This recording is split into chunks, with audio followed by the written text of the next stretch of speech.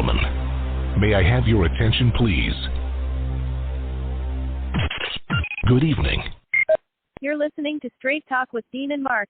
We thank you for tuning in and hope you enjoy another exciting episode of our show.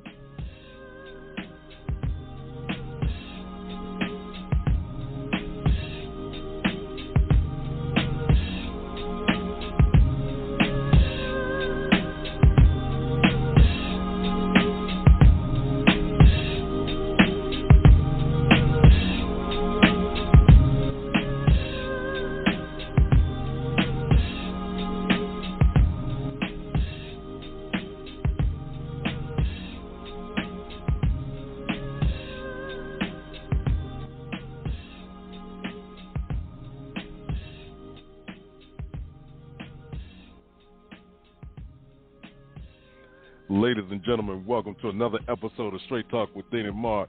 It's March 24th. Man, the month is almost over. We're about to head into June, and with June comes the summertime. So it's about 70 degrees up here in New Jersey right now. I'll take it, but let the pollen go somewhere else. Before we get started, man, I wanted to give a shout out and a salute to the distinguished District 1 of the National Association of Parliamentarians, headed by District 1 Director Robert Robinson. They had a conference this weekend, man. It was outstanding. And salute to you for all of your hard work. Salute to all of the presidents and parliamentarians who received awards during the conference. Job well done. All right? Just wanted to put that out there, and if you're interested in the National Association of Parliamentarians, take a look at it. They're doing some good things and learning that parliamentary procedure so you won't be in a 3-hour meeting and you can actually get meetings done in an efficient and effective manner. And through Director Robinson, a lot of us have learned the proper way to conduct and run efficient meetings. So again, salute to an outstanding conference, and shout out to all my fellow members of the National Association of Parliamentarians who may be listening tonight. Big ups to y'all, all right? Moving on to news, man. Apple co-founder Steve Wozniak was sued for allegedly stealing a business idea. So this one says Apple co-founder Steve Wozniak is facing $1 million lawsuit for allegedly stealing the idea for a tech school bearing his name. Connecticut business professor Ralph Riley claims in the suit that he and Wozniak made a handshake agreement 10 years ago in 2011 to establish a tech university.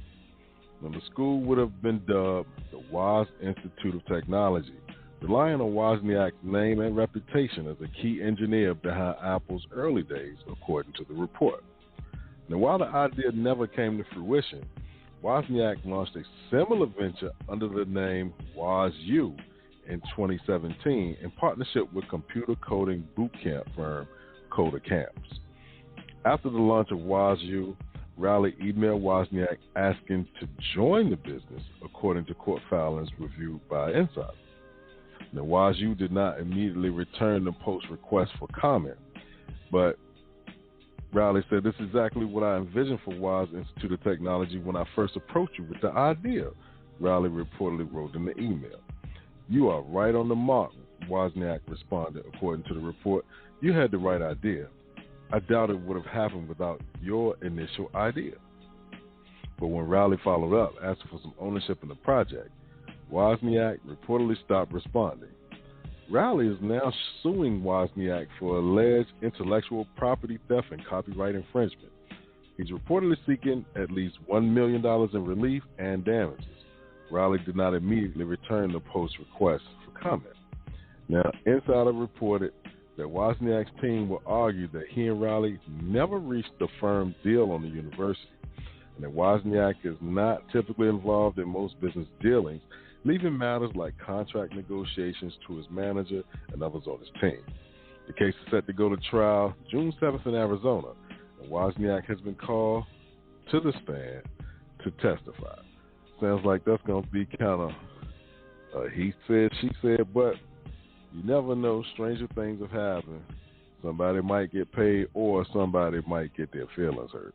So we're going to find out which one it is. We're going to find out which one it is very, very soon. That's got to kind of suck, though, when you make an agreement with somebody and you say, you know what, this is the idea. This is what we're going to roll with. This is what we're going to go with. And the next thing you know, they're done, and they kick you to the curb. But one person I'm not kicking to the curb, and we're going to get it started right now. It's the six-man Dean Geronimo. I'm in the studio from NJ to NC with my right-hand man, Marc Lee. So, Marc, tell me what's good in your neck of the woods, my brother. Well, we actually had an event in Hayti this weekend, so that was good and exciting. Nice. So we actually had an event, people walking around in mask. A jazz band was jamming some tunes, and we had a food truck and some other stuff, and there was a few people there. People are just slowly getting out, but there were people there, and just down the road, there was a lot more people because the Durham Bulls were playing their games and everything. But it was good getting out and about and seeing events happening. So that's one of the things that was going on. And right now it's a little bit cloudy here in Durham. It looks like some rain might be trying to sneak in this joint and all of that. But, definitely seeing people get out and about and enjoying stuff. So that's a good thing. So I don't know about you, but that was good. Oh, yeah. You know what? We kind of hung out a little bit with some close friends this weekend, man, and they finally dropped the mask mandate for those that have been vaccinated. So it's interesting, we still wear them when we go in the stores or whatnot, but we'll see what happens with that. And outside is starting to open back up, and people are ready to, get out and about. I'm just trying to see if they're going to jack the gas prices up or if the gas prices will stay the same for right now, because it's going to be a whole lot of moving parts, and people going to have to stop and get that gasoline, man, and hopefully they'll keep it the same. Like, don't raise the price. They're going to jack it up. Good and well they're going to jack it up. You know what? That's not good. You know what I mean? I'm saying I don't plan on traveling anywhere right now, but still, come on, over $3 in gas? Nah, man. It's just, and then some places like Florida and California, their gas prices are astronomical, man. I don't know how they do it. I don't know how they do it. Because me, I'll probably have a bicycle I'm just about to get it in like this, Jack. Exactly. We just be sitting there chilling and doing all of that. It's just crazy. Yeah. I just don't get it. But I do get the fact that there's a scrappy team from Memphis that tried to give Utah all they could handle in game one. I mean, it's only game one, but they gave them all they could handle. Oh, yeah? Yeah, I watched a little bit of the NBA basketball, and, Utah went down in game one, so they're supposed to be the number one seed, but they went down. See, I'm still waiting on August, man. That's my time of year. you wait for when the games actually count. Well, no, I'm waiting for August, like preseason football. Yeah, man, like during this time of year, I'm just not I like football, and I play baseball, but I won't watch baseball. It seems like if you go to a game, it takes forever. When you're actually playing, it doesn't take that long, No. But it's like, all right, well, and then basketball, I like watching guys hoop it up at the park, but I've never been a big basketball fan. That's just me. I was a fat kid growing up, so and fat dudes really wasn't getting ball playing time like that back then. Well, I was a skinny kid growing up, and I didn't get no airplay either. And then I ran track, and I was the worst track runner of all time. I was horrible at track. I was like, finished dead last just about every time. Recruited a friend of mine that was one of the fat kids that I knew I could beat and everything. So, like I said, I did not have much luck in that regard of sports. I didn't try anything else. I did do the chess club and a couple of other things, but other than that, I was not having it. I hear that. And now that I'm older, football is completely out of the question. You're not going to go out there 30 years later thinking that you're going to be able to run around, jump, and do all of that stuff without having to ice down 2 or 3 days afterward. You know what I mean? Yeah, I have to act down some kind of way or another, and I get you. But like I said, I ran track. You know, we had the best track method of picking a team, though, of all time. I think that anybody, you probably even could have survived it. Even, I don't know what size you were in high school, but even if you were like a big dude, you would have survived it. Because what my coach did is he got everybody who wanted to be on the track team, and he ran you, and he ran you, and he ran you, and he ran you, and he ran you some more. And if you survived, you made the team. Well, so that was the hazing method, man. We're going to just keep going. Everybody that falls out, just go ahead, pick your stuff up, and go home. And when I'm tired of watching everybody run, then all right, whoever's left, then we're gonna go on and do our thing. That was the exact method. Oh, that's rough right there, boy. And for those that were coming back, y'all knew what was getting ready to happen. And some of the newer people coming out there, you're like, yo, you sure you want to do this? You know? And then like, no, yeah, I want to do it. All right, you positive? Yep, positive. And then they come up to you a week later talking about like, what the heck did you get me into? Yeah. Hey, we tried to warn you. Tried to warn you. We really couldn't tell you. You had to see it to believe it. So now you've seen it. What are you going to do? You coming back or you staying gone? You know what I mean? So it's that's an interesting way, though. Great way. You going to come back or you going to ghost us? That was the question. You going to come back or you going to ghost us? Yeah, but if you don't come back, we know you couldn't handle it. It wasn't for you. Know how I feel, but you know, it just wasn't your thing. Was not your thing. Yeah, right. But you know, sometimes you get ghosted in track practice. Sometimes you get ghosted in football, and we know sometimes you get ghosted in relationships. Because I know I've been ghosted, and I think I've maybe ghosted a person once or twice. But you know, sometimes you just got to do that in life because it ain't really cutting it for you. So you just got to find your exit. We all have our unusual ways of making an exit. Well, it depends, man. If you are trying to get to know somebody and you feel weird around them and they feel weird around you, maybe it's better that you do just kind of disappear on each other, you know. But exactly. Sometimes we do it the wrong way. We'll say, you know what, I don't feel like I can measure up, so we disappear, or vice versa. And when you really sit down and if you put everything on the table and sorted it out, you kind of realize that you may have more in common than, you know, your insecurity got the best of you, so you ended up taking off, or the other person ended up taking off, and then you miss out on a good person. So, you know, you got to be careful. You got to be careful anyway, because you might, you know, like the older folks used to say, everything that looks good to you ain't good for you. And that's exactly how they said it. They didn't say isn't good for you. They said everything that looked good to you ain't good for you. So, you know, and a lot of us had to find that out the hard way.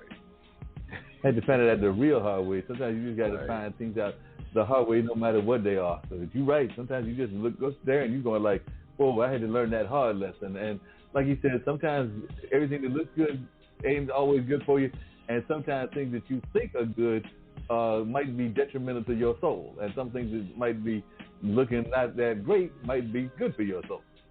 And you better be careful.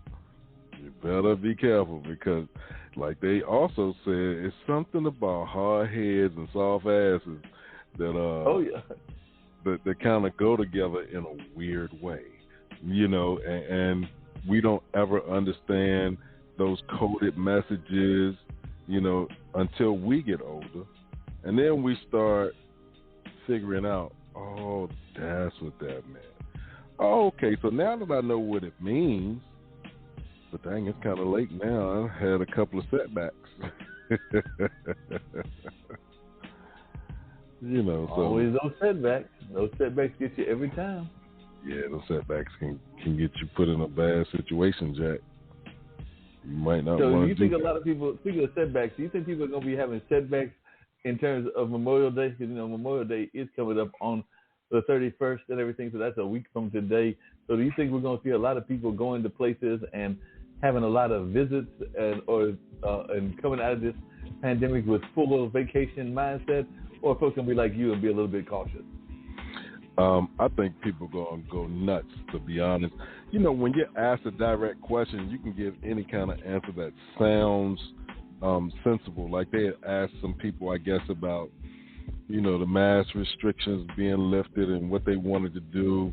And people were like, well, we'd rather go camping than to go on a plane. And I'm like, yeah, you don't even want to be outside right now, but you're going to go camp. Okay, well, they could be telling the truth, but not that many people. You know what I mean? Like, sometimes most people will say what sounds good instead of telling folks how they honestly feel. Like you asked me, you're like, yo, are you going out? Well, not really. I don't plan to right now. I know come August, yes, I'm going to have to make a trip to with my classmates to celebrate my 30th reunion. And then I might go down. Well, I'm going to homecoming in October, but those are only 2 times of that I plan on leaving to go anywhere right now. You know what I mean? And later on, maybe going other places, but I think as soon as they, they're just going to be all over the place. I really do think. No, I agree with you. So let me see if I can do my math together. So that means that later on you're going to have to come down to Virginia because you graduated in the class of 91. Yes, sir. Petersburg High School class of 91, the positively unique class of 1991, celebrating the Dirty 30, 30 years since we walked the halls of what we call dear old PHS. So shout out to my positively unique classmates of the class of 1991.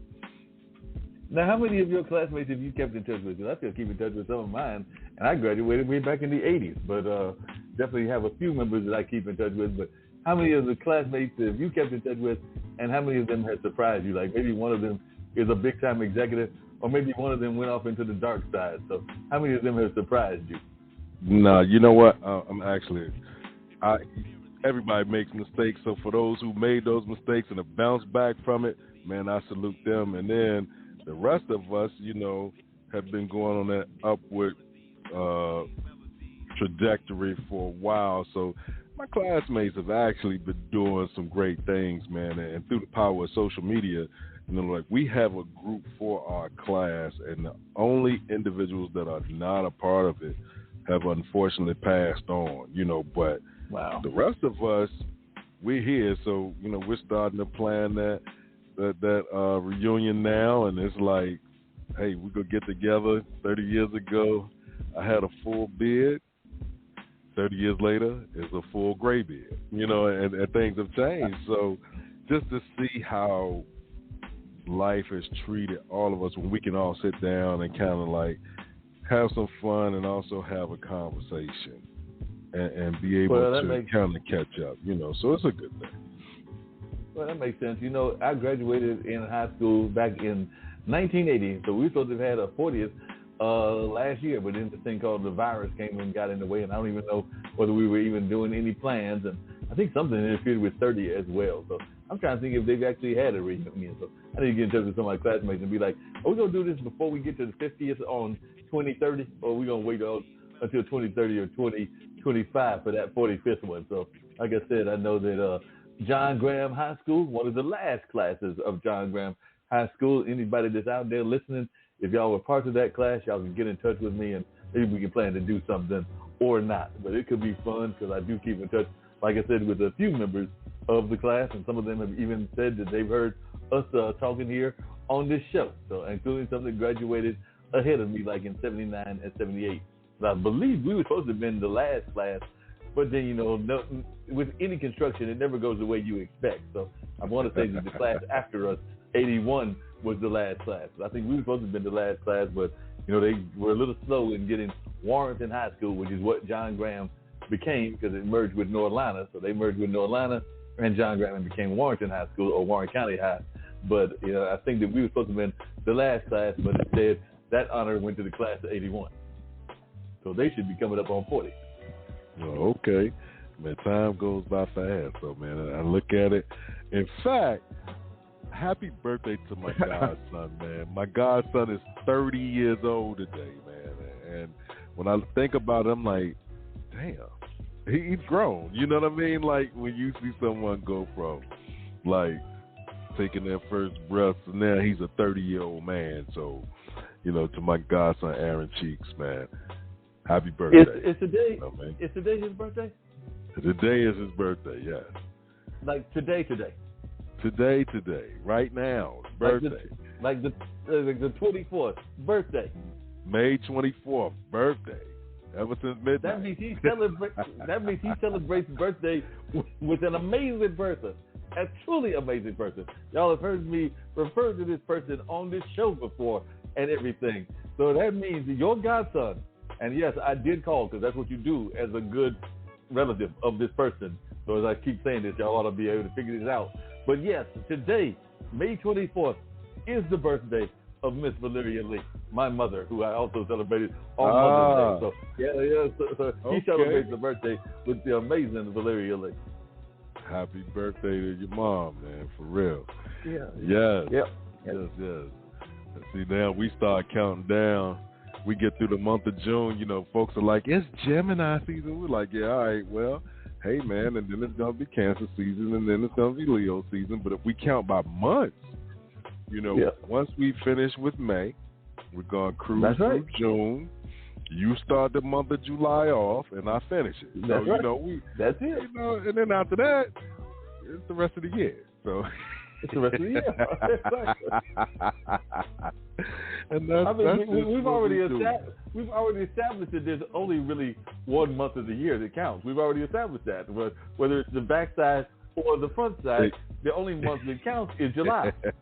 And see, for those of you who are kind of trying to put two and two together, but we're going to go ahead and make it four for you. July 1st, Marc Lee will be celebrating his birthday, and then July 31st, the six-man Dean Geronimo will be celebrating his. So we bring the month in, and we take the month back out. So you know, that's why we say July is that month. It's that month. And folks just need to understand that, you know. The man above understood the greatness of the month of July, so they just need to come to this. They just need to come to this wisdom. But you know, some people want to be stubborn. They want to think that May is their month or April is their month. But you know, there's really only one month. It's okay if you were born in any other month of the year. It's okay. You have a right to believe that your month is the best month of the year. It's okay. But the greatest month of the year, the greatest month, is always July. Oh my God. I know somebody's probably listening right now. Like, listen, these idiots really think July. I was born in February. You know, everybody's gonna start they're gonna start calling us talking about like, no, it's February, no, it's March, no, it's April, and then they're gonna start dropping like people that were born in their month. But you know, we've had some pretty famous people in the month of July. So if they want to drop famous people, you know, we did have Princess Di. Yep. Yeah. We had that's the best month of the year, man. It's just that's what it is. You know, that's what you go on that. Right. You say, hey, just like famous people born where? July? Man, you got a whole bunch of folks, man. Kevin Bacon, man. Yeah, you know what I mean? Everybody, what's the name of that game? 6 Degrees of Kevin Bacon. Like every movie star in some way, form, or fashion is 3 degrees removed from either working directly with or working with someone who worked with Kevin Bacon. You know what I'm saying? So, hey, man. Well, he was that dude. If you just want to look at July 1st, I share my birthday July 1st with Liv Tyler, Andre Braugher, Missy Elliott, Claire Forlano, Dan Aykroyd, and Claire Forlani. So that's just some of the folks. I mean, I'd be doing all right with Dan Aykroyd, Pamela Anderson, and Missy Elliott, and that's just fellow July 1st people. That's right. People You from July said 1st. so. You went by July 1st. Like, all right, hey man, that's it, man. Like, let me Google this. I'm gonna come down to July 31st. I got the celebrities thing. I'm gonna go all the way down here, and we got a bunch of folks all through July. We got Ringo Starr on July 7th. Wow. We got Wolfgang Puck on July 8th, and like you said, Kelvin Bacon a week from my birthday, July 8th. We got Beck on July 8th. We got Angelica Houston on July 8th. We got O.J. Simpson on July 9th. Jimmy Smith on July 9th. Tom Hanks on July 9th. O.J. Simpson was born in July, yo. O.J. Simpson was born in July. Sofia Vergara was born in July. Jessica Simpson was born in July. With Mark Cuban. Greg. Oh, yeah, we got some folks in July. It's a whole lot Cheryl of celebrities. Ladd was born in July. Wow. Oh, check this out. Richard Simmons, born in July. You want to go further than that? How about Harrison Ford? Wow. Cheech Marin, born in July. Ken Jeong from Hangout, born in July. J.K. Rowling, writer of the Harry Potter series, born in July. You know what I mean? Jesse Ventura, born in July. Wesley Snipes. Oh, he'll always be Blade to me, man. You know? Yeah, he'll always be Blade. How about Diane Carroll, born in July? Wow. Awesome. July's a good all month. awesome people, man. We got some awesome people born. We got some amazing folks born in July. Omar Epps born in July. Sandra Oh born in July. That's a whole lot of folks. Okay. Yeah. Selena Gomez born in July. See, whatever you're on right now, you got the good Alex Trebek. Rest in peace, man. The only person that made, I'm trying to watch Jeopardy now, but it's not the same. You know, somebody else reading those questions are like, it's not the same. You know what I mean? It's just not the same. It's just different. Like, all right. And the day before your birthday, we got. Are you ready for these people? This is a trip you got. Are you ready for some of these names? This is the day before your birthday. We're ready to get to your birthday. But the day before your birthday, we got Arnold Schwarzenegger. Damn. Lawrence Fishburne. Yep. Vivica A. Fox. Yep. Hilary Swank. And Damon Wayans Jr. And that's just a few of them on the 30th. Yeah. And then, like you said, on your birthday, this is just on your birthday, J.K. Rowling, Michael Bean, Mark Cuban, Wesley Snipes, and Dean Cain. Yeah, see, like, I need to hang out with Mark Cuban and be like, look, man, we share a birthday. Let's hang out one day. Let me hold a couple of dollars. just a couple. Oh, now I do have to tell you this because I was watching. I know you said you weren't watching sports, and I did watch all of it. I caught little bits and pieces here and there of certain games. Like I watched the little bits and pieces of the Utah game. There's another game that I watched bits and pieces of as well. But in one of these games, a commercial came on. This commercial was for Domino's. I mean, it was a Domino's commercial.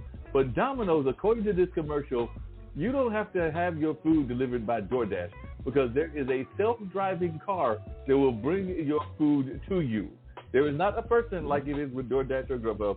This is a self-driving car. So there was actually a commercial. The commercial was featuring like one of those evil gremlins or something that was trying to stop the car from getting to you. But yes, the Domino's is letting you know they have a self-driving car. So apparently you can order your Domino's in certain parts of the country and just tell it to bring it to you and come outside, and there will be a car that you have to take the pizza from the car. So nobody is handing it to you. I guess they take it one order at a time because, you know, if I'm a little hungry, man, and it's got 5 pizzas in there, you know I'm going to try to get at least 2 of them, right? What's going to stop somebody from doing that, man? Well, you know, that comes down to that because I have been in places where folks do that on a regular basis, you know, like in those places where you see, like you can even use that argument with newspapers. How many times have you seen when somebody buys a newspaper and they take like copies? 3 or 4 of them? Yeah. Yeah, like, let me get a newspaper. And you know what? And they put it to the side where you could barely see, like the cashier can't see it. So somebody say, I'm going to just pay for a newspaper. Which one? And they tell them. So they ring it up. They pay for it. But on their way out the door, they just grab like a handful of them. Like, come on, man. What if I wanted one of those? You know, like, come on, man. Yeah, but you're right. But it did look like it was just one pizza at a time. So I guess they're going to have several of these little cars running around town and everything. So like you said, I found that commercial to be hilarious because apparently this is something that Domino's is doing. The other thing that I saw that was crazy, and that was actually earlier today because I took a break from my regular work and I saw that there was a commercial featuring Yogi Bear because it was a commercial, I think, for Gecko, and they bought a house and they were having their picnic and they were having their food and they bought the house out in the woods. You know good and well that if you buy a house in the woods, those animals are coming to get your food. And that's basically what the commercial was about because it was Yogi, and what was Yogi Bear's little friend's name? Boo Boo. No, Boo Boo, right. So the two of them basically took the whole house. And at the end of the commercial, we see Grandpa sit up on a tree with his one chicken wing because that's the one chicken wing that Yogi and Yogi's partner in crime did not give. And they're over there saying, yeah, at least the house is protected by Gecko, and you can come down now, Granddad. Wow. I saw one this weekend, though, and I can't remember what it was for, but it showed, like, how perception can be wrong. So you see this guy walking, you see these people looking at him kind of strange. Then it goes to, like, a couple of kids walking around in a store, and then there's another one, I forgot where they were going, but when they finally said, we need to widen the lens, it was for Procter & Gamble. And as they did that, like, the guy looked like he had this bag in his hand. He was going to knock on the door. So what's your first thought? He's probably going to buy something illegal or whatever. So when the door opens, it's an older lady. He hugs her, and it's like a birthday party. So then they flash to the store with the kids that's walking around. They're waiting for their friend to come out of the bathroom. And then the other one, but it said we need to widen the lens. Basically, stop assuming stuff and really take a good look at what you're looking at before you prejudge or come to a conclusion that everything is negative when it's not. I like the speaking of everything being negative and it being not, I just happened to pull up on the New York Times an article, and I'm a little worried about your next door state because it says right here that New York City is going to eliminate remote learning totally for the next school year. So all students and staff members will be back in school buildings full time come September, according to Mayor Bill de Blasio. We're still in the middle of a pandemic. It seems to me that that's a little bit too early to be rushing away from remote learning. You know what? Not really. You think about this. Everybody's going everywhere else. You go to the store. You go to the convenience store. You got folks going to the mall.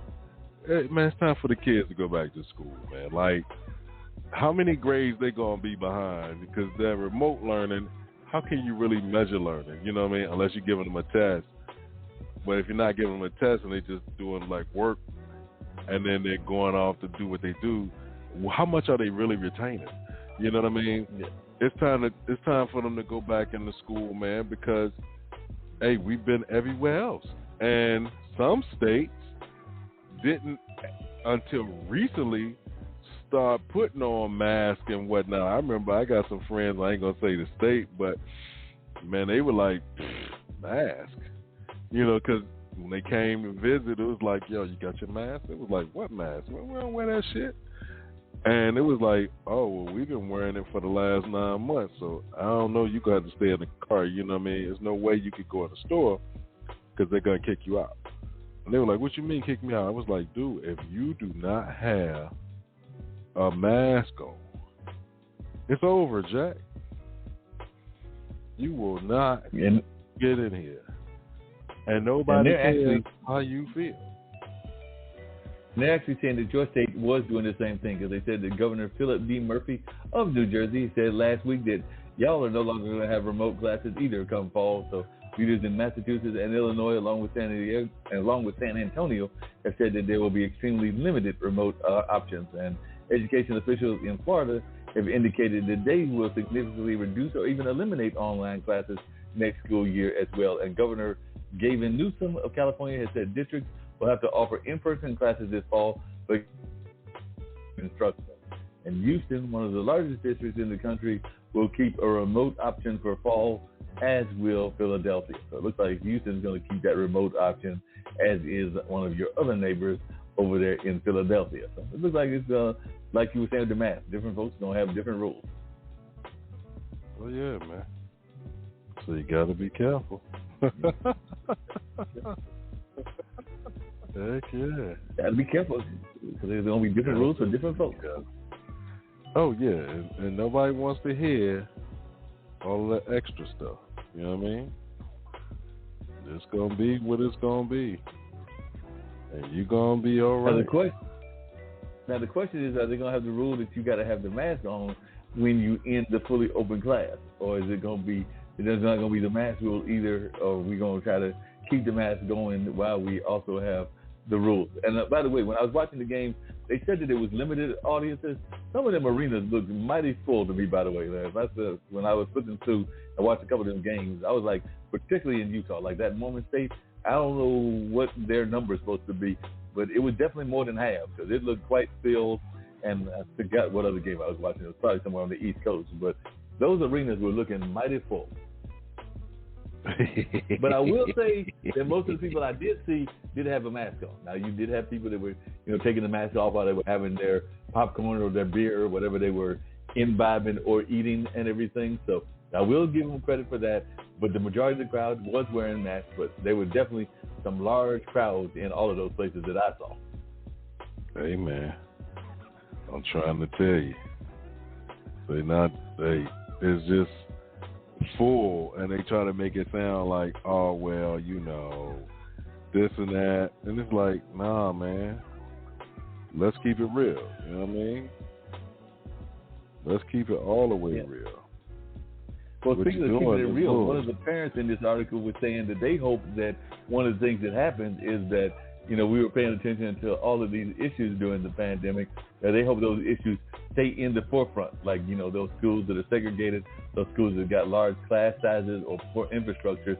They were saying that they hope that more of that goes on. So some parent activist out of Manhattan named Shino Tanakawa said that when the pandemic hit, he thought that this was really the wake-up call for us to do better, to really restructure the system, and I don't see that happening. So they were saying that they don't see this happening, and I made an assumption it could have been a lady, so I said he. It could have been a she. But either way, they were saying that they would like to see these issues tackled on a regular basis and everything along those lines. And I do agree with that. I'm hoping that this has been a wake-up call for our education system, because I know our education system needs some major improvement. So I hope that this became a wake-up call and they figure out ways to make it a better education system. With that old saying, play it forward. Don't play it backwards, but play it forward. So let's hope that they're going to play it forward even on the business side, because I know some folks are concerned about going back into the job force as well.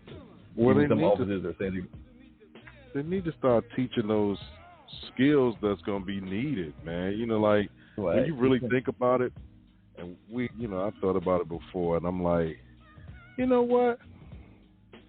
Hey, man, teach them how to cook. Teach them how to balance a checkbook. Exactly. Teach them how to change the oil on the car, like we used to have those auto shop classes and things of that nature. It's nice to say, yeah, we're teaching them trigonometry and all of this stuff, but at the same time, are they really learning, or are they going through the motions to get past this class so they can go ahead and do something else? You know what I mean? So it's weird, man. Just help them. You know what I mean? Help them so that they won't be grown and struggling and shit. You know what I mean? Speaking of grown and struggling, this is an interesting article as well, because as Israel's dependence on the U.S. shrinks, meaning that Israel has become more and more self-dependent, and they've been doing this for years, even not decades, that also means that the U.S. has lost its leverage on this country. So definitely, I mean, if you already got your infrastructure and you already doing things the way you're going to do them, and then the U.S. comes here and says, do this or do that, but you're already doing things the way you want to do them, how much weight do you really have as a U.S. ally or as a U.S. friend? So I think the article is basically saying that they are becoming, they have their own strength. They may be just as much of a world power as, say, the United States and Russia. So they don't necessarily always have to listen to us. So we get ready to get in trouble again. Basically, what you're saying. Because we won't stay out of other folks' business. And they're Damn, man. Can we get out of people's business, bruh? Hey. I'm just saying, man, we stay in somebody else's business, and then we wonder why, they say, look, you know what, we're going to fight the whole United States because we're tired of y'all getting in our damn business. But then we keep getting in their business like, no, you're going to do this. Well, you know what? A lot of those places need that money, so when you're flashing money in front of them saying, you're going to do this, they're like, you know what? We need this money, so we're going to do it. But that's a bully move, man. Yeah, if it's a bully move, but it's also, sometimes the bully will help out his allies, and sometimes it's countries that he's bullied in the past. And I think that's the point of this article, because the article is basically saying that Israel is a small country, and there's no doubt about that. It's a tiny country, and it's surrounded by enemies and locked in a conflict with the Palestinians, who actually need their own state. And it depends a lot on American diplomatic and military support. So for decades, we've been giving them that support, and definitely we had a little bit of leverage because we were giving them that support. But now that we've given them all that support and they've already learned how to do it, then they don't really need us. So therefore, the people that were fighting against them, there was a disadvantaged ones in the actual battle, are even further disadvantaged because they don't have our backing, and they got a country that's the big bully now, which is Israel. Wow. See, stay out of other folks' business, man. Let them handle their business. And whatever happens, happens. One day we're going to learn that. We're going to learn to sit down somewhere and just take care of our own and kind of tell everybody else we're not going to be able to do it. One day it's going to happen. I have faith that one day it's going to happen. I don't know what it's going to take for it to get there, but it's going to get there, man. You know what I mean? Well, I'm just looking at these numbers because apparently in 1981, just after I got out of college, American aid was equivalent to almost 10% of Israel's economy. In 2020, at nearly $4 billion, so it's still a lot of money, it's closer to 1% of the Israeli economy. So at one point, our military aid was 10% of their economy. Now it's about 1%. But that's a whole lot of money to be going to another country. So in 2020, apparently we sent nearly $4 billion, I did say billion with a B, dollars to Israel. Wow.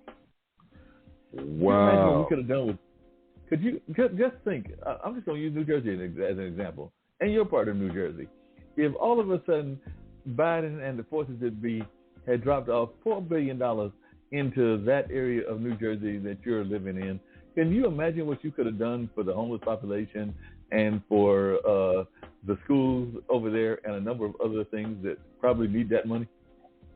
Man, you figure the homeless, the children who come from disadvantaged areas, the school system, women and men who are survivors of domestic violence. Man, yeah, like you said, there's a whole lot of different things that you could take care of and still, beautify the area for those who have. Everybody could be taken care of. So, yes, that would be an awesome thing, man. But they don't look at it like that. No, they look at it like, things. Home is all right for right now. They'll be okay. No, we're not going to be okay. Exactly. But they don't look at a lot of things the way that people think about. Actually, I was having this conversation with one of my friends from Australia on the Pod TV, IBM TV network earlier and everything. And part of the conversation was Shaquille Lattimore was saying that he didn't quite get why Biden was wanting to give more money to black farmers, because wasn't that really being a slate or a slight to the white farmers that also are going through problems as well. So I had to give them basically a little bit of a history lesson as to how so much of that black farmland had been taken over and how a lot of the bigger farms that he was talking about are actually corporate farms, and they have been, basically raping the entire country, in my mind, with some of the prices and some of the tactics that they've been using for decades. Mm-hmm. But you don't want to like, no, but it's it's that whole perception thing. It comes back to what you said earlier. It's that whole perception thing, and sometimes folks in other countries, they perceive that that that's all over. Because I know one of the other things he was telling me was that he felt that a lot of the BLM leaders were Marxists, and I basically had to school him on that too. Because from what I understand, and it was actually one of the greatest moves of a social movement that I have seen in a long time. They intentionally did not let you, one, know what their politics were, and also who all the leaders were. Because if you look at the BLM website, or you even study the BLM kind of modus operandi or their strategy, part of it is for you not to know who all the leaders are, because they realize the mistakes that a lot of these are young leaders that the folks in the 60s made. Too many people knew who the leaders were, knew what the leaders' stances were, and knew too much about the leaders, and that's why they got taken out. Because if you know what the head of the ship is and you take it out, then the rest of the ship is going to fall as well. But if you don't know, then even if you get to somebody, there's going to be somebody else that'll step in that place. Yeah, that's true. That is very true. And that's why I thought it was a brilliant move on their part to actually intentionally not create a true hierarchy.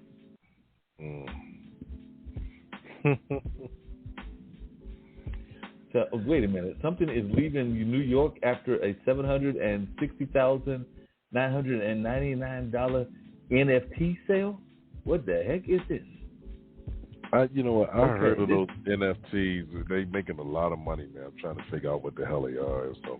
Well, that's why I'm looking it up to see what it says. It says the original video of a baby biting his brother's finger has drawn 900 million views on the YouTube platform since 2007. But now one bidder owns it as a non-fungible token.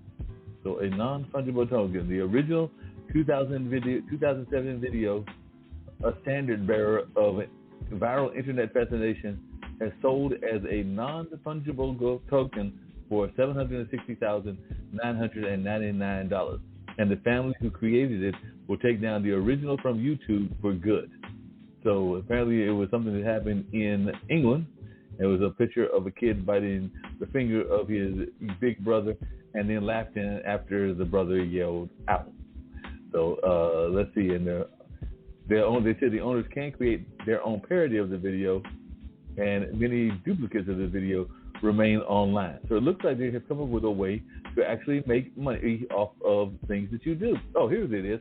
And now we're going to get an actual definition. So folks that are listening there, to Mark and Dean on our show and everything, this is what it means. I found a definition, so everybody take notes.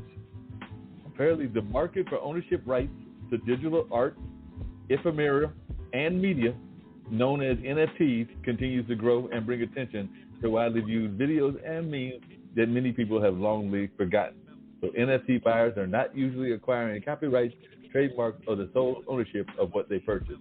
They're mostly brought with the idea that their copy is authentic. So people are basically buying these videos, and now it looks like they're also buying copyrights, and therefore they can make a little bit of money.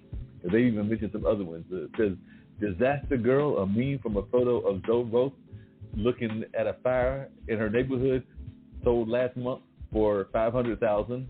Nyan Cat, an animated flying cat with a Pop-Tart torso that leaves a rainbow trail, sold for roughly $580,000. And Jack Dorsey's first tweet sold as an NFT for more than $2.9 billion. And a clip of LeBron James blocking a shot in a Lakers basketball game went for $100,000 in January. And an artist sold an NFT of a collage of digital images for $69.3 million, among other headline-grabbing auctions. Dean, we're in the wrong business. We need to get in this business and make some quick money. Yeah. Dang. We just got to either create some content or find some super old content and put it out there or something, man. Golly. Wow. I mean, and they said that one sold for 69 Bitcoin. Good grief. That's just crazy. So, yes, that's what we got to do. We just got to go find some is buying old video content. for millions of dollars. People got some disposable income, Jack. Do you think?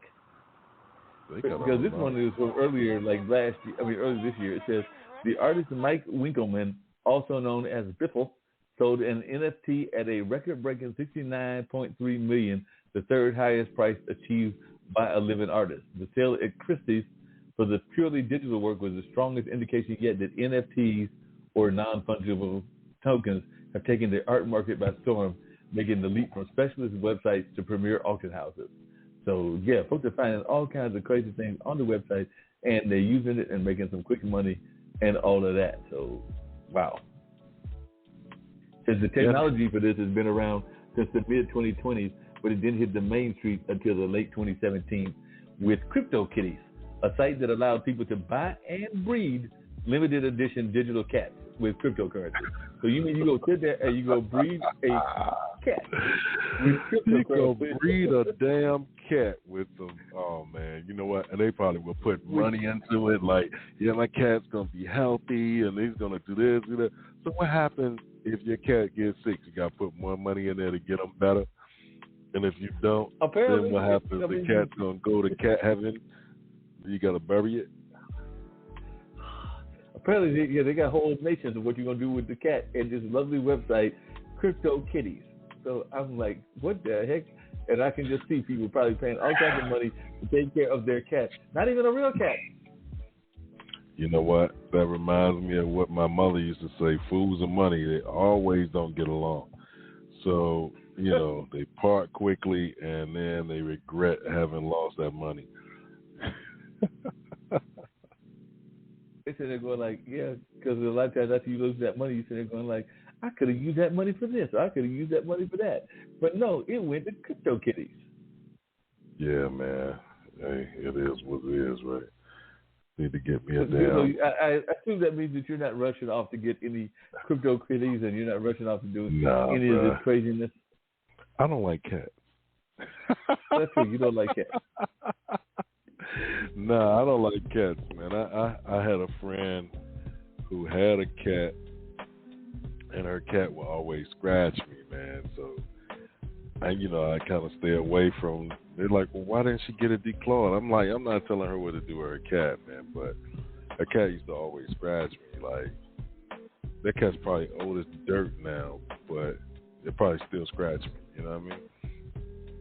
No, as soon as D walks in the room, that cat's going to be like, oh, yeah, I remember you from 30 years ago. Yeah, here's the victim. We got you. You thought I was gone. I'm still here. Be like, man, wait a minute. You got to be old as dirt. You know what I'm saying? I know they say, what, dog years to human years? What are cat years to human years? I want to say it's like, it's a little bit less. I want to say it's 5. So I was actually having a conversation about this with a friend of mine who has a cat, and I want to say it's 5 to 6. So I think it's 7 for dogs now. Because I think her cat is coming on 19 or 20. So we think that cat's like roughly about 100 years old. Okay, I got one for you. I just Googled it, man. It said the first year of a cat's life is equal to approximately 15 human years. The second year of a cat's life is equal to an additional 9 years. So by the time the cat is 2, the cat is actually 24. And then after the second year of a cat's life, each additional year is equivalent to about 4 years.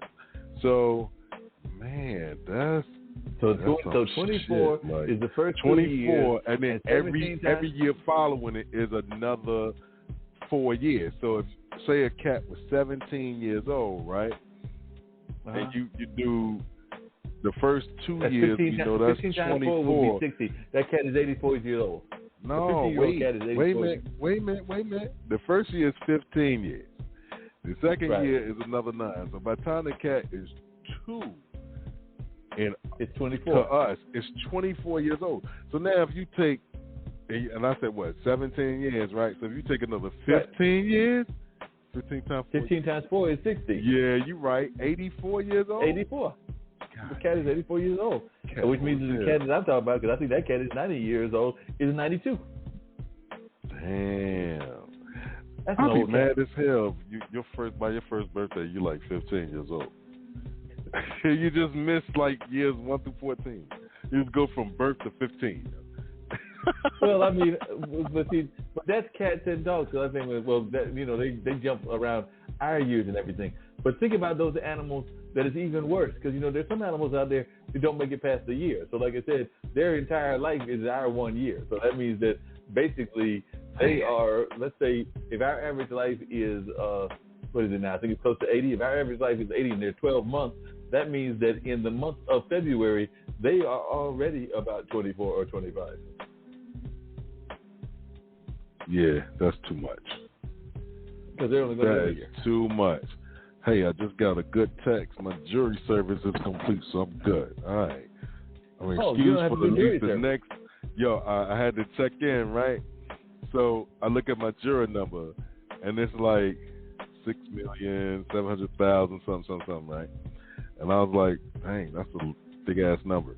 And then they were like, yeah, we're looking for those 0 to 800. I was like, oh, this is gonna take a while. Yeah, but I was excused yesterday, and so now today just got the news. Jury service is complete, so I'll be excused for at least the next 3 years. All right, cool. I can work with. Don't remind me of that, because that means, D. Don't remind me of that, because right before the pandemic, I went to jury duty. I remember that, because I went to jury duty, and I just sat around and waited for them to call me and everything, and they never called me. So that was like, I want to say maybe 3 or 4 months before jury duty. And the pandemic has been going on since March of last year, so we're talking about 14 months. So I want to say that it was maybe 18 months ago or 17 months ago that I had jury duty, which means that in another year I'm up for it again. So don't remind me of that. That means I could get one of them. Oh, it comes around that quick? I think it's every 3 to 5 years. Yeah, 3 years. Yeah, that's what I'm saying. That's my point. That's pretty fast. Like I said, I'm already in. I want to say I'm in month 18, which is a year and a half. So another year and a half from now, I could be up again. Wow. Yeah. Dang. Hopefully they won't send me that little note, because I just remember sitting in that room waiting and waiting. Fortunately, there were some TVs in there. Otherwise, I really would have been. And I think I knew 1 or 2 people and met 1 or 2 others that I didn't know. Otherwise, I would have been sitting there going like, "This is not going to cut it," because it was just a lot of waiting. It was a lot of waiting. Well, I could believe it. And then they finally came in and they're like, "By the way, everybody's dismissed. Here's your notice of the fact that you served your time and everything in terms of jury duty, and we'll be sending you a check." And I think they even said, "We'll be sending you a little check." I did not realize how little the check was until it came in my mailbox, and I'm sitting there going like, "Oh, this is like lunch money." See, for us, I work for the state, so we don't get that. We just get our pay for the it's almost like a day off of work, but it's not a day off of work because you're excused. I was like, all right, let me go ahead and but I got excused yesterday, so I went to the office today. My boss was like, "No jury duty." I was like, "Nah, I got to check back tomorrow to see if I'm ready to rock." But obviously not. They're like, "We're done," for 3 years. So. But that raises a question. Wouldn't most lawyers and most people on the law side be trying to get you off the jury because you're in law enforcement? So I would think that they would not want many law enforcement people on the jury. So I'm thinking that most of particularly the attorneys would be going like, "No, we don't want him. He's incorrect." It's weird because, see, in Virginia we didn't have to do jury duty. We were exempt because of our profession. And then I got up here, and all of a sudden I got this notice, and I'm like, all right, well, I'll just call them and say, "You know what, y'all made a mistake. And at that time I was still working in Virginia before I was able to come up here. So I was like, no, I work. Told them where I work, and they were like, okay, that's nice, but we plan to see you on Monday. Report to this place. This is what you got to do. So I was supposed to go back to Virginia that Monday.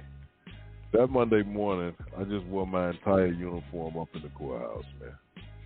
And when I got in there, they looked at me like, "You can't be serious." I was like, "Hey, yeah, I'm serious. I'm going to work after this." You know what I mean? They were looking at the patch Right. like, "You work in Virginia." I was like, "Yeah, it takes 300 miles. It's 4.5 hours. The quicker I can get out of, if I leave out of here by 9, I can get there for the next second roll call."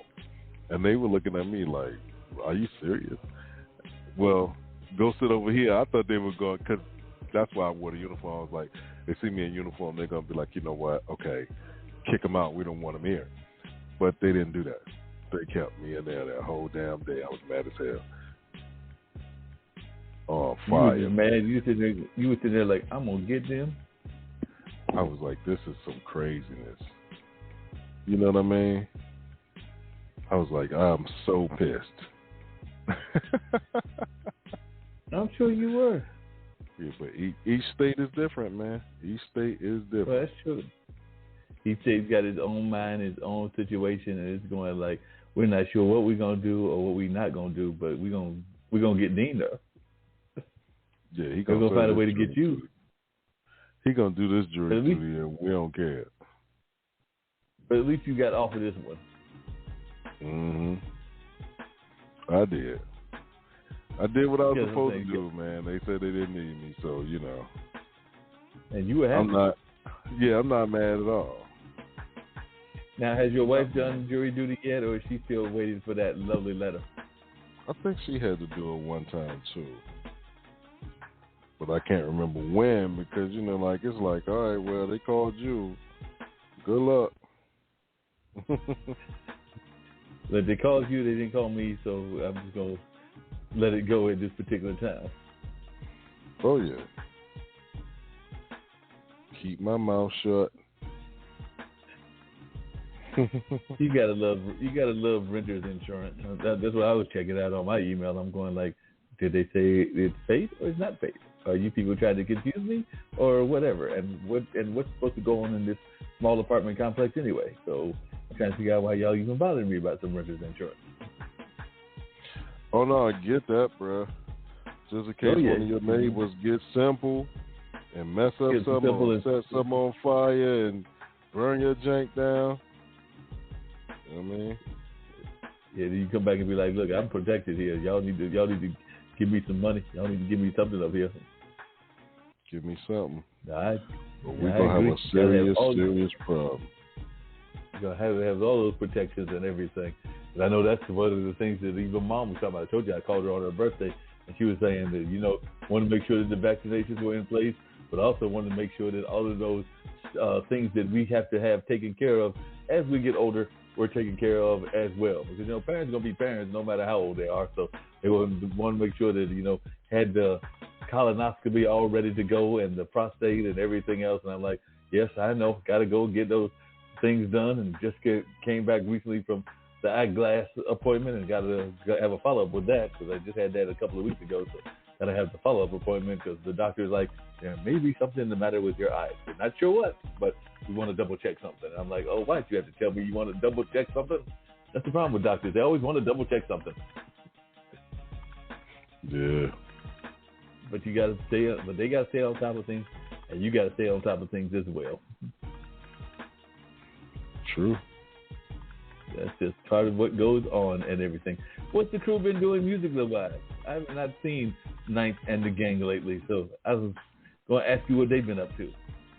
Well, I know, you know, everything comes out in pieces, and when I say in pieces, it's not all lumped together at one time. So right now, it's Crisis, and he has the album, The Hour of Crisis, with a whole bunch of guest appearances and hot beats. So y'all get a chance, man, just check that out. Again, it's Crisis, KHRYSIS, called In the Hour of Crisis, spelled the same way. So, you know, go check it out. Go check it out. If you sounds like, it ought to be a real good one. Oh yeah. If you like head knocking beats and everything, then it's for you. Okay. But you got like the head knocking beats, though. Oh, yeah. Bring your neck brace. Oh, yeah. You got to bring in those good sounds. So, Heck yeah. definitely. I hear you. Speaking of sports, by the way, I thought my team was going to do really well, by the way, and make it into hockey. And I was never really into hockey, even when I was going to school in the Midwest. And they jumped out to a 2-0 lead. How come they lost the last two games in overtime, and I think the last one in double overtime? So now they got to come back home and try to regain home field advantage, because they had home field advantage by winning the two games that they're supposed to win. And then they went down to Nashville and just proceeded to lose the games both in overtime. And like I said, I think one, if not both of them, went into double overtime. So at least they were being scrappy. But, you know, I would like scrappy on the right side of the fence, meaning scrappy where we actually win and not scrappy where we lose. Right. So hopefully they're going to do better on that on the return trip. So we're going to see how they do on the return trip and what happens in that regard. So it'll be real interesting. So I'm curious to see how this all plays out. Mm-hmm. So we're going to see how that all goes and everything in that regard. By the way, I forgot to ask, are we doing the 31st or are we skipping till the 7th? Because I have somebody that's going to be talking on the 7th, which is going to be doing a conversation around cannabis and stuff. And I know we do holidays off, but I couldn't remember whether Memorial Day was one that we did off or not. Yeah, we'll be off on the 31st. So, you know, when we log off tonight, we'll be back in 14 days. And then you said talking about cannabis. So, yes, you know, we're going to have a high and mighty time when we come back. We'll have a high and mighty time. Yes, the lady's going to come back. It's actually a lady, and I can tell you a little bit about her because I found her on podcast guest and everything. And I did get that other one that you sent me as well. So I'm following up with them. So they may be on that week as well. But I did follow up with this particular individual, and they sent me some information and said that they would love to have a conversation with us on that day. So at that high and mighty time, her name is Jennifer Beck.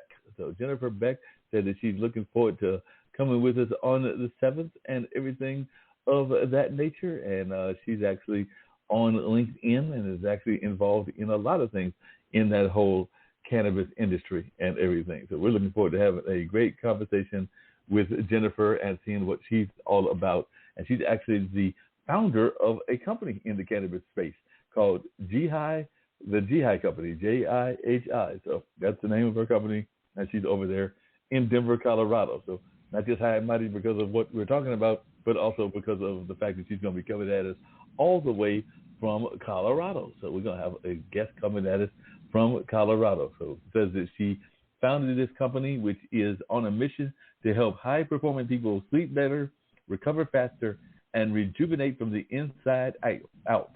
Jai-Hi's proprietary, clean, and highly functional CBD, skin and body care was founded on the idea of self-centered wellness, coming within to find our authenticity, our joy, and our power, and compassion to ourselves and the earth.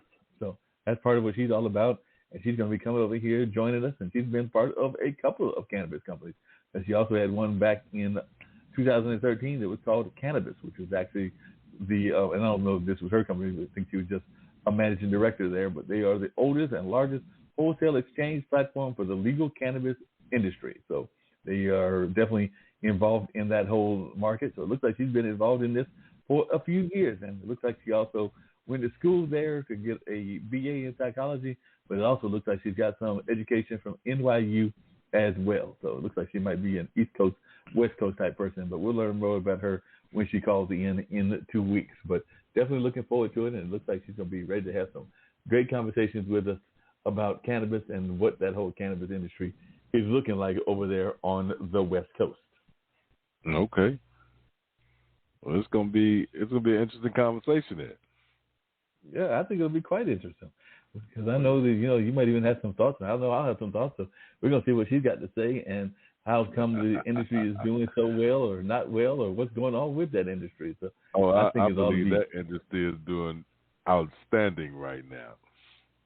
Oh, no doubt. People are just, hey, you you know how we do. Yep. You're sitting there and folks are just getting their groove on, as they say. Yeah, because New Jersey finally made some marijuana smokers happy when they said they can have up to 6 ounces without any legal repercussions. And then if you don't know how much, 6 ounces is a nice sizable amount for one person to have. And they're not distributing it, and they're going to consume it, you know? That's a whole lot. I think you might even put some of that in your suitcase. Hey, I'm not putting it in my suitcase, but, you know, there's some people that will. Oh, yeah, there's the people that put all kinds of stuff in their suitcases. I'm just trying to figure out why some people put entire guns and other crazy stuff in their suitcases. You know, you got folks out there that's putting whole AK-47s in their suitcases and who knows what else. You know what? They may believe they can get away with it. Speaking not of getting realizing. away with it, you know, speaking of getting away with it, and I've just always been curious about this, so I want to ask you, and next time I have another corrections person on, I'll ask them. But, you know, I'm sure people think they can get away with anything, including when they're coming in the system. What is the most unusual thing you have seen in your many years of career, somebody thinking that they were actually going to be able to bring into the system until y'all wound up having to confiscate it and let them know that they might be able to get it when they leave or they might not be able to get it ever? So what's one of the most unusual things that you saw somebody trying to basically bring into the system? Two things come to mind. One was male who brought in and tried to sneak in a cell phone, or we call it suitcasing. So he'd put that phone, and it wasn't a huge phone. It was one of those little flip phone type phones. What? But he stuck it up his butt. And I guess he forgot to turn the ringer off. So it goes off. I guess they try to time it to say, okay, by the time he gets strip searched, he was one of those guys that came to serve weekend time. And I guess they figured, you know, he should be in the back by now, so we'll call him. And while he was being strip searched, phone went off. Wow. So, being as though you can't take it out, he could either take it out voluntarily, or we had to take him to the medical department where the doctor had to remove it. Oh, did the doctor have to remove it? Yeah. So like, go in there and get it. Brave soul, man. It wasn't me. Thank God it wasn't. You know what I mean? I know that's right. That just sounds painful. Even if it isn't, it sounds painful. It's been some weird stuff, man. But you said that was one. What was the other one? You said two came to mind. Oh, the other one was like a tennis ball size thing of pills wrapped up in cellophane, and the female that brought it in put it in a private area.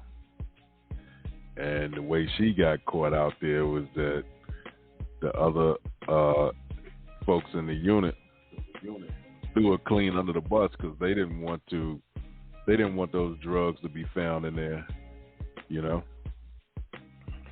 Wow.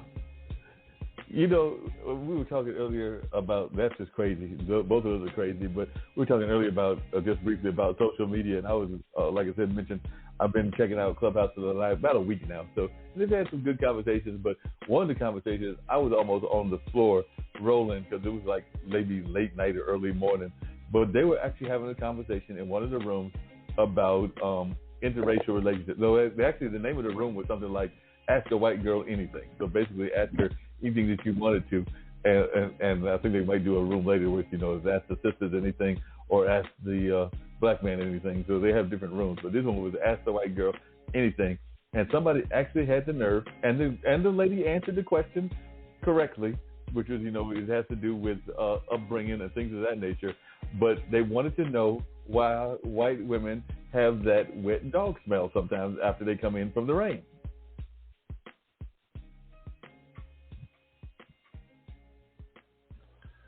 I was just too through with it. I was just too through when I heard the question. Oh, okay. Mm-hmm. But the lady was actually very diplomatic, and she basically explained that some cultural differences between sisters and the Europeans, and also explained some things about the different types of soaps that are used and some other kind of explanations. I don't remember all the explanations. Like I said, I was just too through with the conversation in general. I hear that. I'm sitting there going like, I cannot believe that y'all asked that versus that. That's interesting, right? Yeah. But some folks just feel that they can have the right to ask anybody anything. And I'm sitting there going like, no, you got to have the, decorum in the questions that you ask. You should, but I would think that's not always the case. No, it's not always the case. I would think you would have decorum. I mean, and I did like the answer that somebody said. Somebody brought up the fact that sometimes even some of the odors that we get from people are sometimes from their diets. Because as I said, if somebody's got a heavy curry in their diet, then they might have a curry smell. And if somebody uses a lot of cocoa butter, then they might have a cocoa butter smell. So definitely I thought that was a good answer. But some of the other answers, I'm sitting there going like, one, I don't believe you asked the question, and two, I don't believe that you answered it. Yeah, that's true.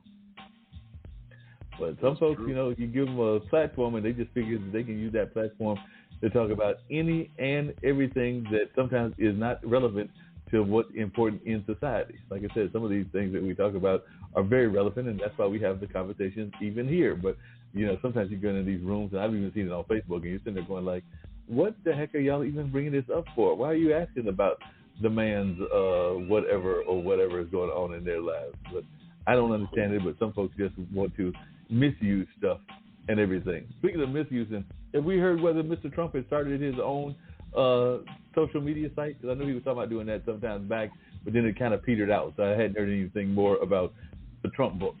I call it Facebook, it's the Trump book. I'm so glad I have not heard anything from that guy, man, that just go and hide and be in your own little world and stay to yourself and whatever you're going to do, you know what I mean? But just stay away from us. Agreed. Whatever you're going to do, go ahead and do it. Just stay away from us, man. Because stay away from us, just the worst. You think? Yeah, he's the worst. He's the worst of worst. I mean, just the worst. What did you think? I had not been paying attention to it this year, but then I stumbled across it last week, and then I watched one this week, and I actually did not find it to be too bad. I mean, it wasn't as funny as the old days, but I actually kind of enjoyed some of the new editions of Saturday Night Live. So I was wondering, have you seen any of them? And what did you think of this year's crop of Saturday Night Live? I haven't watched Saturday Night Live in over 20 years, man. I guess, between movies and stuff that's on TV that I have the option of watching now, Netflix and Amazon Prime and, Hulu. And so Saturday night, we're usually watching something, and then after that, it's lights out, Jack. You know what I mean? Like, so I have not watched an episode of Saturday Night Live. We used to watch it, of course, growing up because that was the entertainment. Like, but then Mad TV started coming on, so I used to watch that. And then, once I started really working, I spent most of my time trying to earn a few dollars so I could go buy stuff that I wanted and not have to ask anybody for it. So TV became a afterthought almost. Gotcha. And then I hear you. As you get older and, it's like time flies so fast. I try to catch some shows now, thank goodness for a DVR, because I can record it and then I can come back to it. You know. I agree. By the way, I was looking at the newspaper again. We always kind of talk about the unfairness in immigration. Well, actually, we got some good news for the Haitians, which is that the U.S. is granting temporary protection to thousands of Haitians. So the designation, which will be in place for 18 months, could protect as many as 150,000 Haitians living temporarily in the United States. So there's definitely going to be some relief in that sense. So it says the Biden administration this past weekend extended special protection to Haitians living temporarily in the United States after being displaced by that devastating 2010 earthquake. So that reversed the efforts by that previous person, the Orange Man, to force them to leave the country. So it looks like they got some good news this weekend and all of that. So the decision announced by the Secretary of the Department of Homeland Security, Alejandro N. Mayorkas, makes good on President Biden's campaign promise to restore a program that shields thousands of Haitian immigrants from the threat of deportation under the restrictive policies put in place under that Orange Man. We're just going to keep calling him that Orange Man. Orange Idiot. The Orange Idiot, y'all. Yeah, the Orange That's Idiot. who he is, the Orange Idiot. Don't forget it, y'all. Somebody needs to make a song, the Orange Idiot. Make you want to jump off the damn bridge. She's so damn stupid. I agree. Yeah, one of your Democrats, Mr. Robert Menendez. He said the last thing our country should be doing is forcing an entire community in the U.S. to decide between packing up their lives and tearing their family apart by self-supporting or becoming undocumented and forced into the shadows of our society, he said in a statement released on Saturday. I couldn't agree with him more. We don't need to be trying to force stupid laws out there going on and forcing people to do other things along those lines. So that's good. I'm glad to know that there was some good news in that sense, and it looks like there was some good news back in March for the Venezuelans as well. So it looks like some folks are getting some breaks and don't have to, and at least get a little bit of a break in order to be able to stay here. So, that Orange Man, he was just crazy. Crazy and depressing. Speaking of depressing, don't you hate it when you see things that you used to seeing in society that are almost like an icon of society, and then they start disappearing because of erosion and just natural things? Because apparently that's happened in the Galapagos,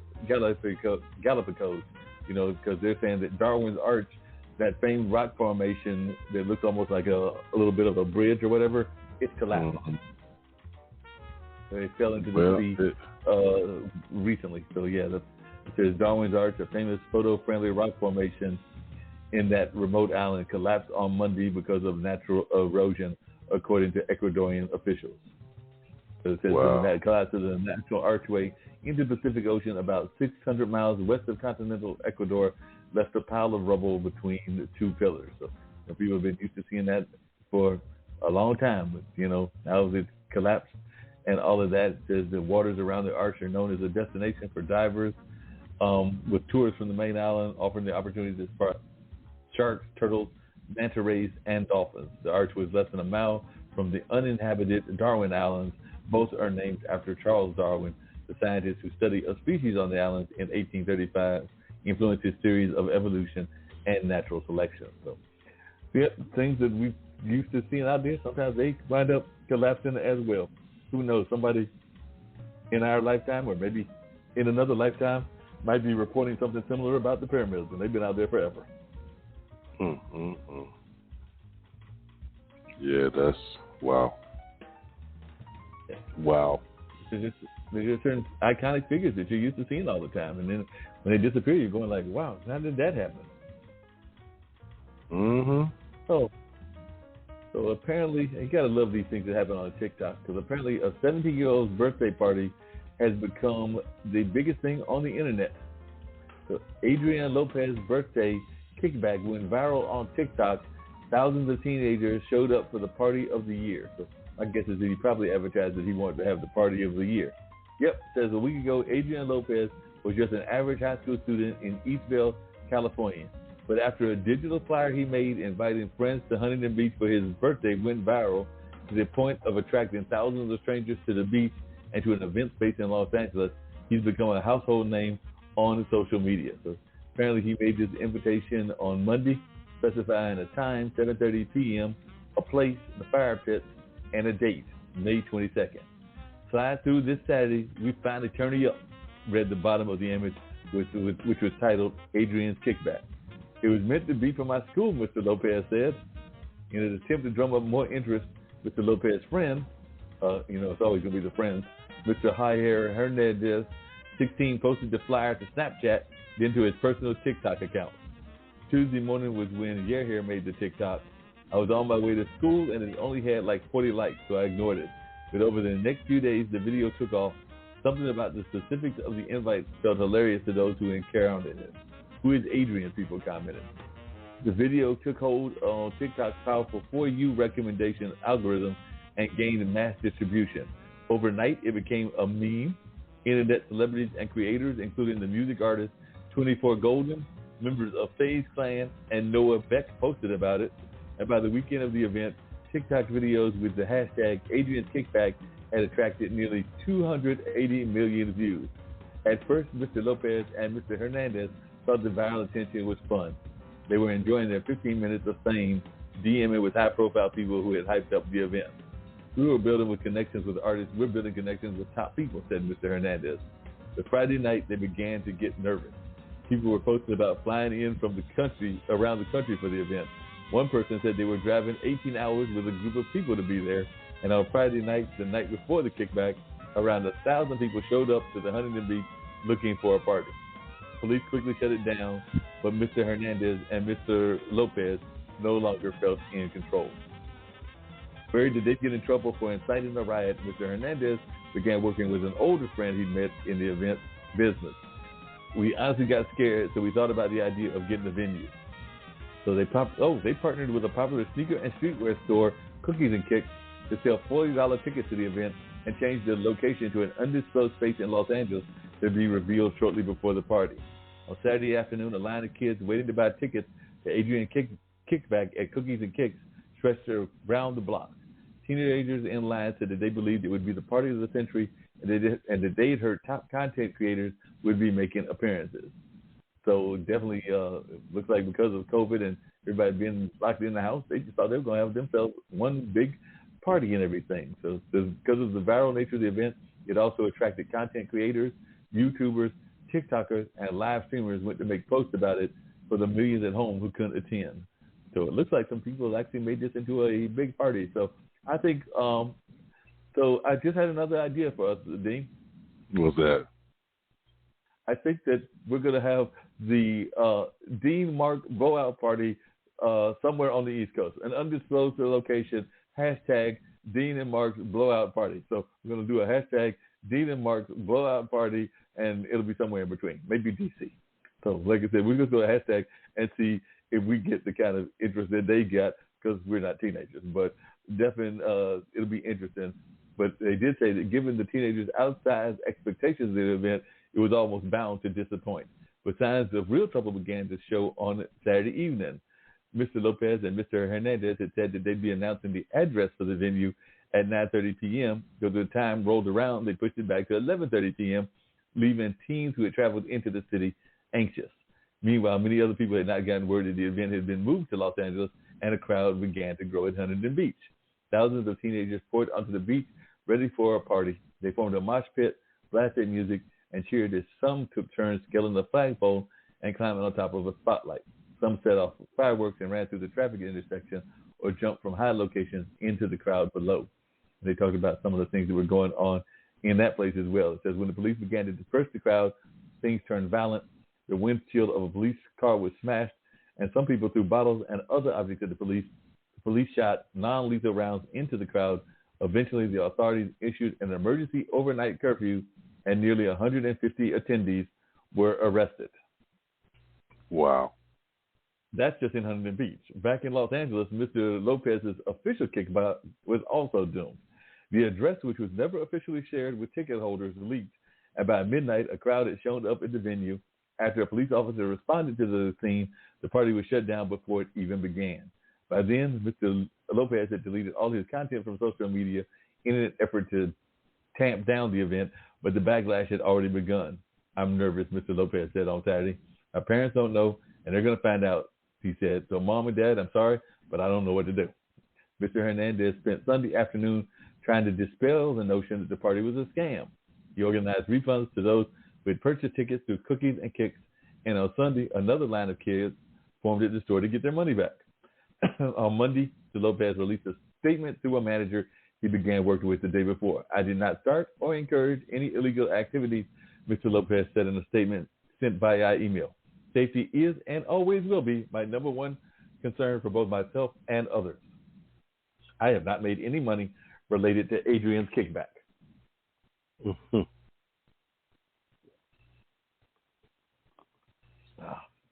Oh, see what happens when you try to have a house party? Yeah, too much. K. Watson 20, content director. Notice what I just said.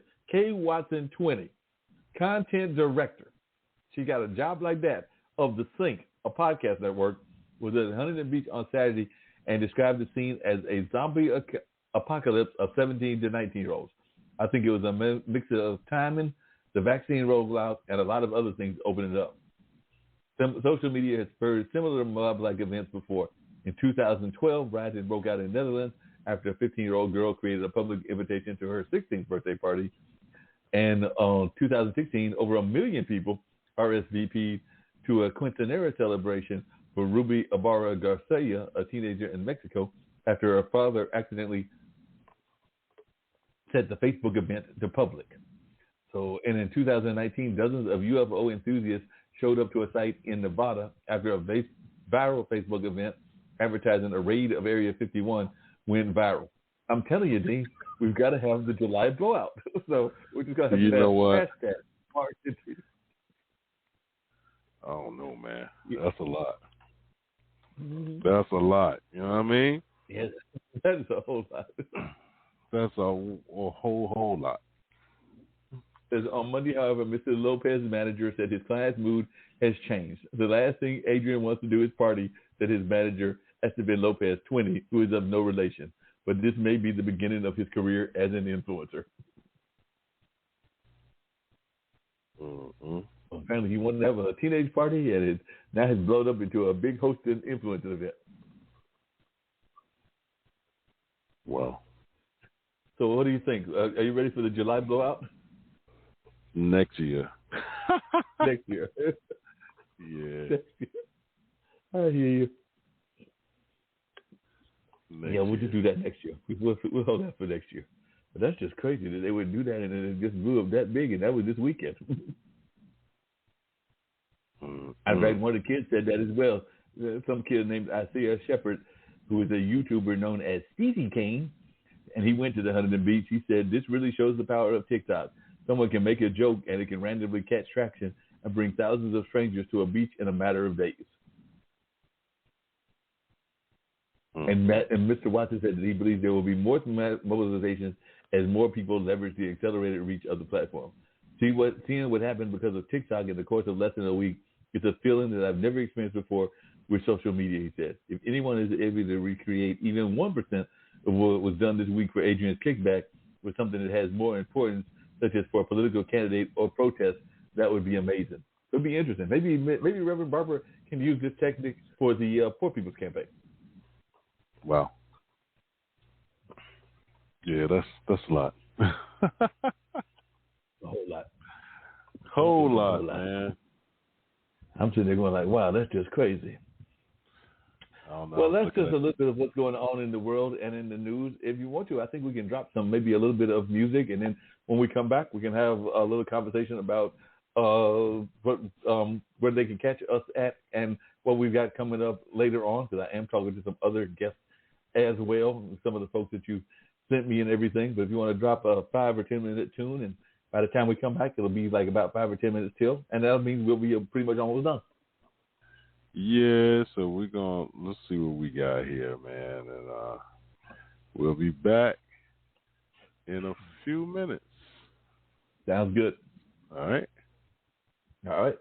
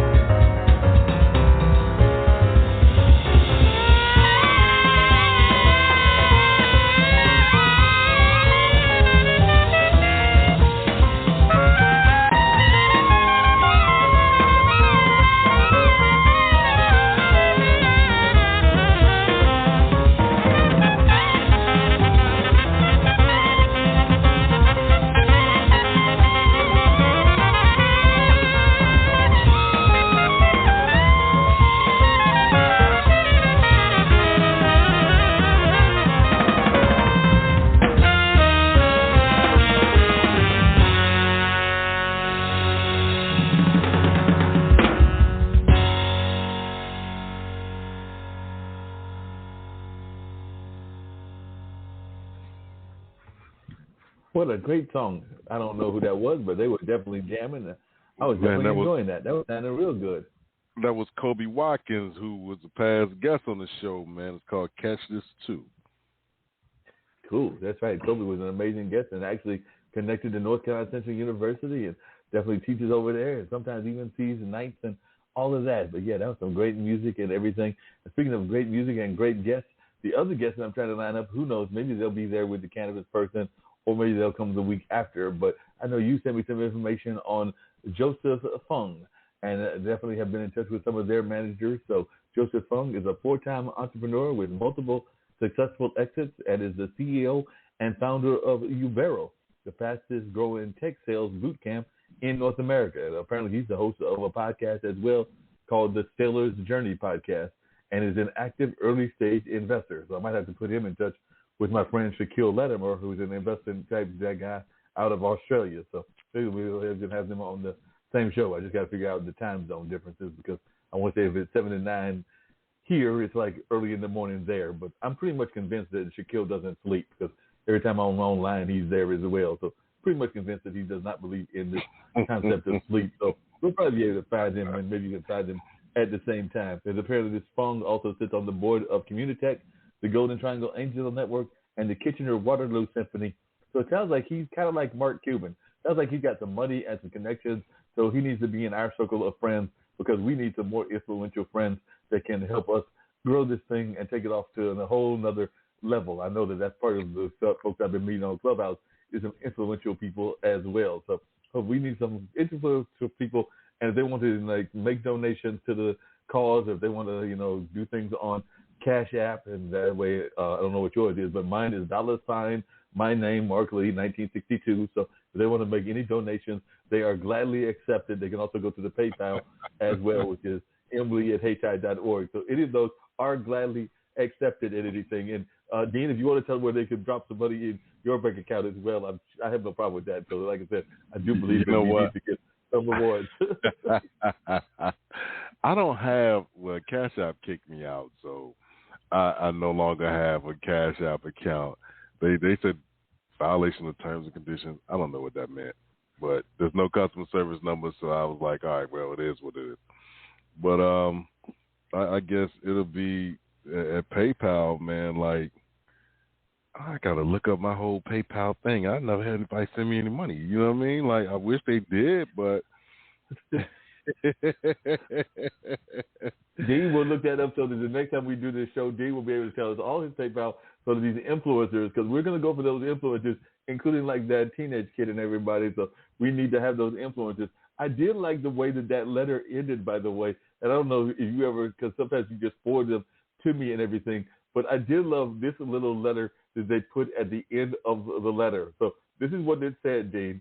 And like I said, I know you forwarded it to me, so I don't know how much you read it and everything. But at the end, it says, with you having such a strong following, it would be a great opportunity for your listeners to hear topics that are not often covered in podcasts and great for us to get Joseph's message out. Here is a link to his one sheet, his hyperlink for easy access to his socials, as well as past interviews. Feel free to have a look. I'm just glad to know that they think that we have this super strong following. So, like I said, I'm still waiting for those super followers to give us some super money, but at the super sponsorship. But I'm just glad to know that we have a super strong following because that's what the letter said. Yeah. I read it, and then I just thanked them for sending it to us, and told them that their listenership was appreciated, and yeah. Just go from that. But my guess is, I don't even know. The profile is at Dean Geronimo that on PayPal. So I guess it's PayPal me. I don't know what it is, man. It's a share your link to get paid. So let me click on that to find out what exactly it might be, man. I don't know. It's probably PayPal.me/Dean Geronimo. But you have to click on that link. It may be. I'm trying to find it. It says at Dean Geronimo. That's what it says in that one thing that I clicked on. Yep. My username is Dean Geronimo. So, that's what it is. Yeah. PayPal.me/Dean Geronimo. Let's see. Let me put that in the Put that in the chat and see if it comes up as your PayPal. Let's see. Just trying to find out now. That's right. Maybe we're going to do something. Yeah, it is. Yep, Yep. that's it. PayPal.me/DeanGeronimo. Dean Geronimo. That's it. So if anybody wants to send any money, that's how they can send it to Dean Geronimo. As a matter of fact, I just looked at there, and it says that they can either request or send it. So I'm even looking at it right there, and it's got your even your Greek emblem and everything, and the beard that you've had ever since you were in college, and it's got you having some sort of cowl on your face. Yeah, that's the right one. That is the right one. Yep. So, hey, man, it's about time. The sun has gone down, and the guests will be waiting for, what you call it. So we're going to go ahead and fit on up. It's Straight Talk with Dean and Marc, y'all. And it's Monday night, 7 p.m. Eastern Standard Time. Don't forget to catch our replays tomorrow afternoon and Wednesday afternoon at 2 p.m. Eastern Standard Time on the Skyhawk Radio Network. And if you missed those, we do have replays on Radio Public, iHeartRadio, Google Podcasts, Spotify, Spreaker, TuneIn, Stitcher, Podbean, Apple Podcasts, Podchaser, Podcast Addict, Castbox, Podfollow, Deezer, GeoSavin, and right here on Blog Talk Radio, where we are a part of the Level Podcast Network, where you can catch other shows like the Black Girl's Guide to Surviving Menopause, the Chef Gang Radio Show, Funk from the Front Seat, Funk Music with Zach, Learning Unwrapped, Let's K-12 Better, Marketing with Russ, a.k.a. #Russ Selfie, Mona Shake and the Minority Reports, Mullings, Music and Memories with Marc Lee, The Online Dinner Party with Marc Lee, the Plant a Good Seed Podcast, the Reinvention Road Trip, She's on Call, the Just Podcast, the Marc Lee Show, the Spin It Social Hour, Virginia Interfaith Live, and WNC Original Music. Now, like I always say, when you walk outside your front door, it's showtime in the Wellington stage. Just make sure that people are not watching the rehearsal. And with that being said, it's the six-man Dean Geronimo. We have wrapped up the 275th episode of Straight Talk with Dean and Marc. Y'all have an outstanding week, and we'll see y'all in 14 days because we're going to take Memorial Day off, all right? Yeah, that sounds perfectly fine to me. But guess what, Dean? I did have a couple of very quick announcements that I was going to say. One is that guess who I met and reconnected with? One of them was a past guest, and one of them was a connection that we made to get on one of our networks. But on Clubhouse, I ran across Reese Palmer, a past guest, and I also ran across Louis Laporte. Yes, Louis Laporte is on Clubhouse. I ran across Mr. Laporte, who was hanging out on Clubhouse as well. I actually talked to Reese. I have not talked to Louis yet, but I did see that he is on Clubhouse and is a fairly new person on Clubhouse as well. So I was glad to see him.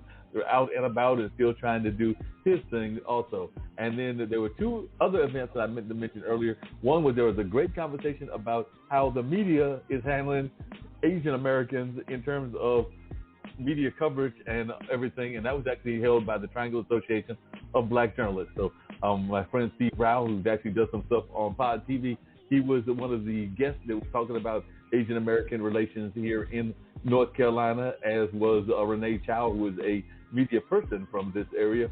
Forget which network she's with, but definitely she was there, and there were some other activist types as well, and they did talk about the relationship and the correlation between what the Asian Americans have been going through, the Black Lives Matter movement, what the folks in the Dreamer community are going through, and a number of other communities as well. So that was really good. And then the Black Girl's Guide to Menopause host, I saw her at the event on Friday. So I did get a chance to speak to and talk to Omasadi. Told Omasadi that we were still airing her stuff. She had a big smile on her face. She was glad that we were giving her some few more listeners and all of that. So definitely she was glad to be part of our network and all of that. So I just wanted to let you know that I did speak to her and told her that we were still airing them, and that put a big smile on her face.